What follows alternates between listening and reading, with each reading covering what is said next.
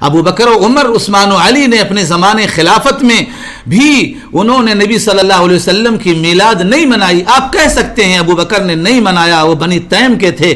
آپ کہہ سکتے ہیں عمر نے نہیں منایا، وہ بنی عدی کے تھے. عثمان نے نہیں منایا، وہ اموی خاندان سے تعلق رکھتے تھے. لیکن علی نے کیوں نہیں منایا؟ وہ تو ہاشمی تھے، وہ تو ہاشمی تھے، وہ تو فاطمہ کے شوہر تھے.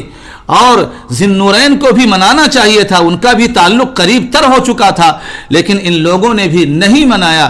کیوں نہیں منایا؟ اس کے بعد تابعین نے نہیں منایا، تبع تابعین نے نہیں منایا. اور نبی نے کہا خیر الناس قرنی ثم الذین یلونہم ثم الذین یلونہم، سب سے بہترین لوگ میرے زمانے کے لوگ ہیں، اور اس کے بعد وہ لوگ جو اس زمانے سے لگے ہوئے زمانے کے لوگ ہیں، اس کے بعد وہ لوگ جو اس زمانے سے لگے ہوئے زمانے کے لوگ ہیں. اور ان تینوں خیر القرون کے اندر کسی نے بھی، کسی امام نے بھی اور کسی بزرگ نے بھی نہ منایا، نہ منانے کا حکم دیا، نہ اس کی طرف دعوت دی.